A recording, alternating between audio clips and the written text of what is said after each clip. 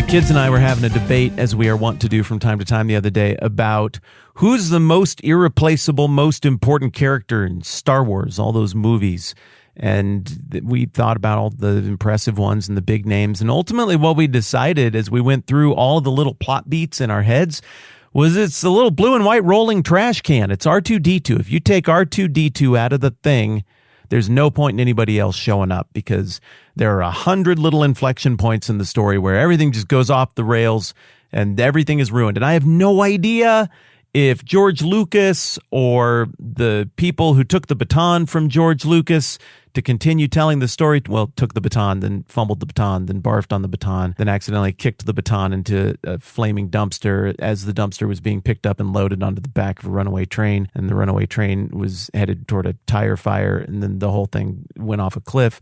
That kind of baton handoff. I don't know if any of the people involved with this were trying to make some kind of deeper point, but it sort of accidentally does about all of these little things that had to bounce just the right way for good to win out in the end. And in that regard, surprising to see where I'm going. You can always see where I'm going. There's a little bit of an Esther flair to this whole thing because Esther has got a mountain of little inflection points, most of which have nothing to do with big flashy things or the biggest, most imposing, most impressive characters. It seems like a bunch of little off-the-cuff decisions that bounce things the right way. Well, they're not all little off-the-cuff decisions. There's a whole bunch of things going on. And yesterday we were talking about how the inflection point of the whole story is just, it's a sleepless night. That's it. That's all it was. You got all of these high-stakes things going on. It's not a big courtroom drama or some big reveal or somebody stabs somebody. Nope, it's not that. That's how things usually work in Persian drama. Here is just I can't sleep and, some books where I wrote down some things reminded me of a thing that I forgot to get right. I should get that right. That's it. That's what did it.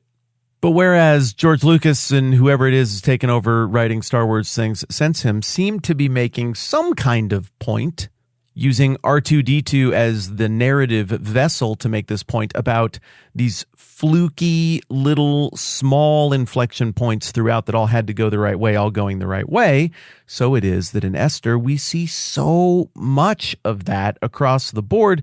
And it seems like now that evil, vile Haman is impaled on a gallows of his own making, that it's a good time to reflect on all of the little things or some of the little things that get us to this point. So think about this. All right, you got the sleepless night. We talked about that a whole bunch already.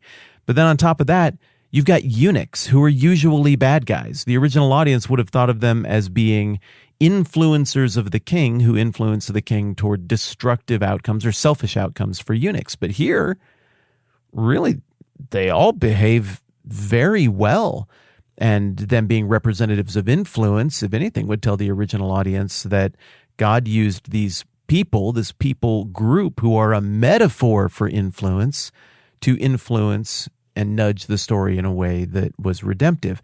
Then on top of that, you've got the theme of bad advice.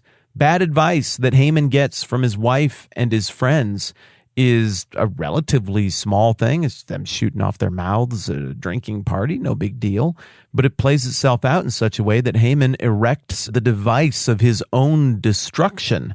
Well, I mean, isn't it something that the eunuch Harbona is like, well, I mean, that guy is a problem. There are some gallows right there that were very recently built, just saying. So we have that little who would have thunk it, shouldn't have that big of consequences kind of thing. But it happened at the right time and it happened in the right way. That bad advice, that is. How about Mordecai? Just sitting in the right place and hearing the right thing. The Bigthana and Teresh guys, they could have plotted their assassination somewhere else. They could have stood just a few feet away. I mean, heck, think about it. If all of that was overheard at the city gate, what if there was just some noise? You know what's weird that I'm observing? The further into dadhood I get, it's that I hear things really, really well, unless that stupid ice dispenser is running. And whenever the ice dispenser runs, I just feel this impulse that I have to fight to be angry about everything, but people continue talking. And that stupid ice dispenser, it just makes noise at exactly the right frequency such that you can't hear anything.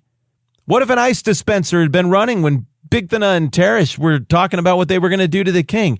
And here's the thing, Teresh, the thing that we have to do that we've been talking about, the evil plan that we need to carry out, the plan that is to be executed today, the plan that is that we are going to... Hey, Dad, we're going to... And that is the thing we're going to do, Teresh. What if that had happened right then? Well, Mordecai doesn't hear any of it. There's like some poop cart rolling by or some big band parade or something. He misses all of that stuff. So just the fact that he heard it, because I'm sure they didn't just tell him, that is a huge deal in and of itself.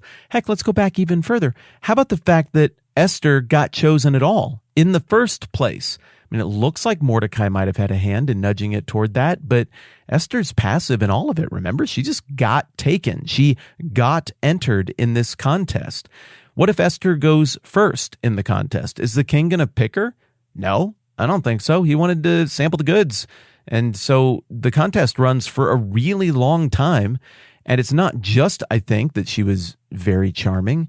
It's also that the people who were rooting for her waited until the king was properly at that point of being a little bit bored, ready to make a decision, little tired of shopping, maybe emotionally vulnerable a little bit. And they were like, tonight is the night for Esther. Did Esther have a whole lot to do with the outcome of her fate? Yes, she did, because she brought talent and courage to the whole thing. She brought social shrewdness and empathy to the whole thing. That is awesome, but she had to be positioned to bring those things to the whole thing. And that looks like it happens through a bunch of fluky circumstances that the author of the text goes out of their way to say happened to her. Heck, let's go way bigger into the all of history thing and talk about more of these fluky little R2D2 pivot points that all had to bounce a certain way. What if Assyria is still in power? Well, Assyria killed 10 of the 12 tribes of Israel in 732 BC and deported them and bred them out of existence in one of the worst attacks on the descendants of Abraham in the history of ever. What if Assyria stays in charge?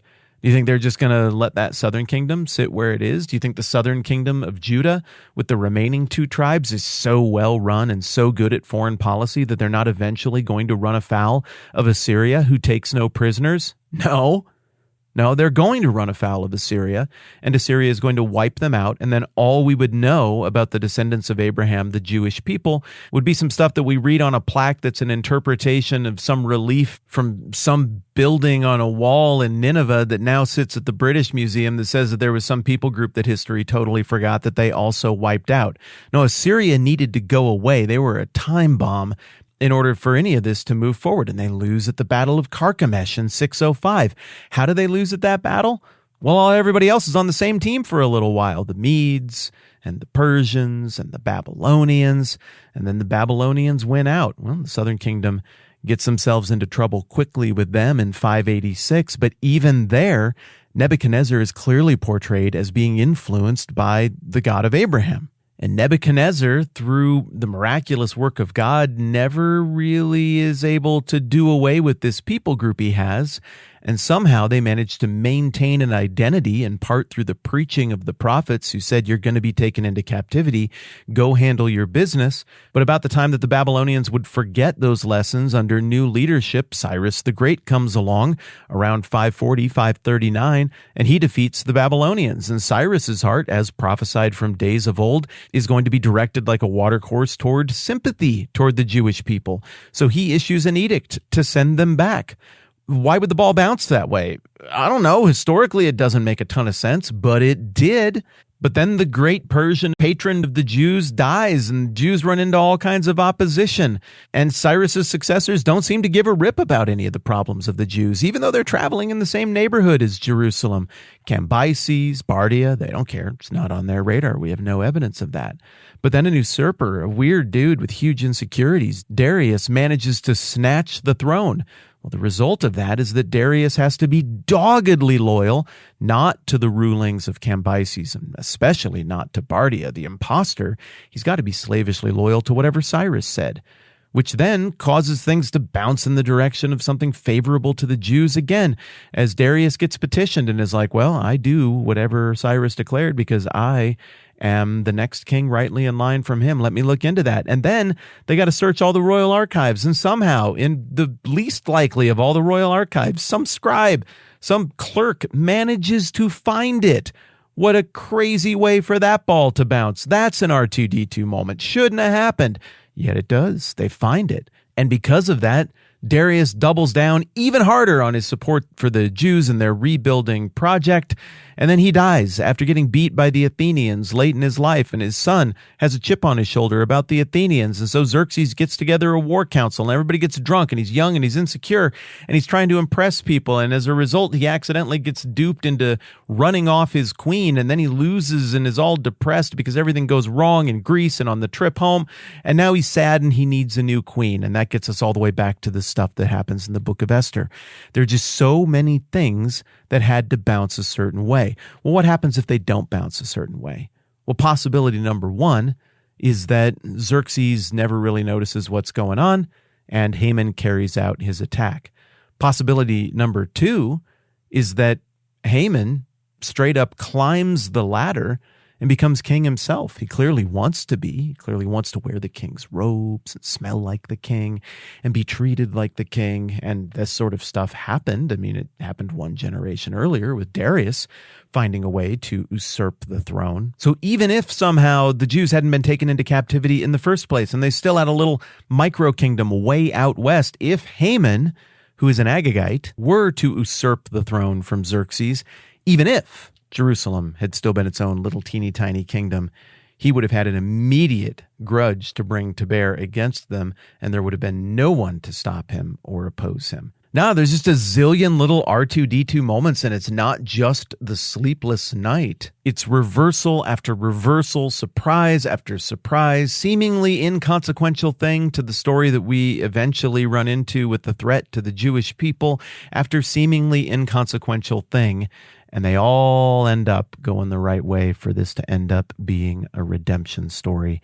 And that's the kind of thing that when you look at history sense, or you look at the difficult circumstances of the world we live in either local and immediate things that you contend with or bigger global things that there's nothing you can really do about. I think when you look at those things and think about things, a book like Esther, and a step back and look at all the ways things bounce the right way under the providence of God kind of exercise, I think all of that is meant to be and ought to be on some level deeply reassuring, even in the face of difficult things. And I find myself encouraged by this book we've been investing in today. That's it for now. I'm Matt. This is the 10-Minute Bible Hour Podcast. Let's do this again soon.